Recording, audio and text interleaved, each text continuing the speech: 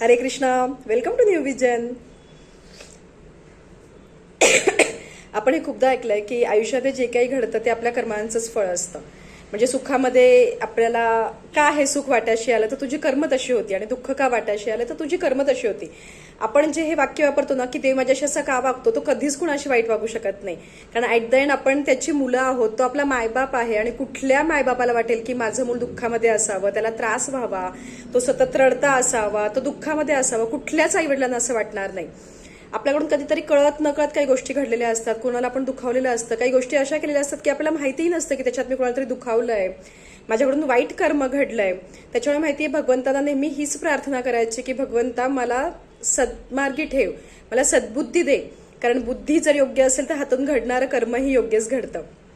पण तरीही आजच्या व्हिडिओमध्ये खास मला हे सांगायचं आहे, जेव्हा आयुष्यामध्ये अशा काही घटना घडतात ना की ज्या दुःखातून मला लवकर बाहेर येऊ देत, अशी आपली मनापासून भगवंतांना एक प्रार्थना असते, तेव्हा आपल्या संस्कृतीमध्ये श्लोक, नामस्मरण ह्या गोष्टींना इतकं महत्व का आहे. तर या श्लोकांमध्ये, त्याच्या शब्दांमध्ये इतकी एनर्जी आहे की आपल्या आयुष्यातल्या क्लेशाचा त्याच्यामुळे नाश होऊ शकतो. मनापासून तुम्ही एकदा भगवंतांना प्रार्थना करा, मनापासून त्यांना क्षमा याचना करा की माझ्याकडून कळत न कळत जे काही चुकीचं घडलंय ते मी सगळं तुझ्या चरणी अर्पण करते, मी तुला मनापासून क्षमा मागते. कारण आपल्याला माहित नसतं, खूपदा असं वाटतं आपल्याला की मी खूप योग्य वागलीये, पण त्याच्यातही काही गोष्टी कळत न कळत चुकीच्या घडलेल्या असतात आणि ते आपल्या समोर येऊन उभ्या राहतात. आणि जोपर्यंत आपण मनापासून त्या गोष्टी सोडून देत नाही, त्या गोष्टीसाठी भगवंतांना शरणागती पत्करत नाही, तोपर्यंत आपलं ते कर्मभोग संपत नाही. आज मी हा असा एक पॉवरफुल कृष्ण मंत्र शेअर करतेय की ज्याच्यामुळे आपल्या क्लेशांचा, आपल्या दुःखांचा नाश होतो आणि भगवंत नक्की मदतीला धावून येतात. तो मंत्र आहे, कृष्णाय वासुदेवाय हरये परमात्मने प्रणत क्लेशनाशाय गोविंदाय नमो नमः.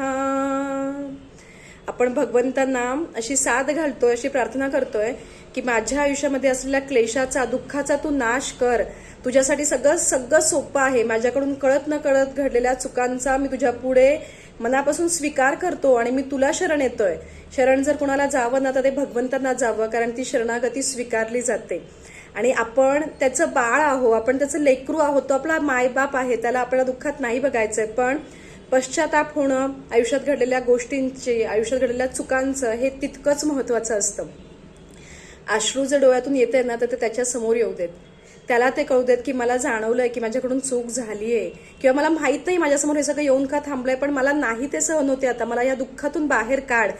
या मंत्राची रोज फक्त एक माळ मनापासून भगवंतांसमोर बसून जपा आणि बघा, नक्की भगवंत तुमच्यासाठी धावून येतील आणि आयुष्यामध्ये बदल घडतील. मनापासून करा, त्याच्यात एक नियम ठेवा की मी रोज याच वेळेला बसते, त्याच आसनावर बसते आणि त्याच वेळी मी भगवंतांबरोबर त्या गोष्टीबद्दल सगळ्या गोष्टी माझ्या मनातल्या मी भगवंताच्या चरणी अर्पण करतेय. श्रीकृष्ण शरणम मम, त्यांना शरणागती पत्करा आणि आयुष्यात येणाऱ्या क्लेशाचा नाश करा. कारण भगवंतांसाठी सगळं सगळं सगळं अगदी सोपं आहे. त्यांच्या मर्जीशिवाय झाडाचं पानही हलत नाही. त्याच्यामुळे जे काही घडणार आहे, जे काही घडवणार आहे, जे काही बुद्धी आपल्याला देणार आहे तो तोच देणार आहे. करते पण हे त्याला द्या आणि त्याला शरणागती पत्करा आणि ह्या मंत्राला नक्की जपा. तुम्हाला खूप फरक पडेल, हे मी माझ्या स्व अनुभवावरून तुम्हाला सांगत आहे. हे नक्की करा. मला कमेंट्समध्ये कळवा तुम्हाला काय फरक पडला. जो आता खूप दुःखात आहे, ज्याला याची गरज आहे, त्याच्यापर्यंत हा व्हिडिओ शेअर करा आणि आपल्या न्यू विजनला प्लीज सबस्क्राईब करा. तुमच्या सगळ्यांच्या सपोर्टची न्यू विजनला नक्कीच खूप गरज आहे. तुमच्या सगळ्यांच्या आशीर्वादांची खूप गरज आहे. हरे कृष्णा.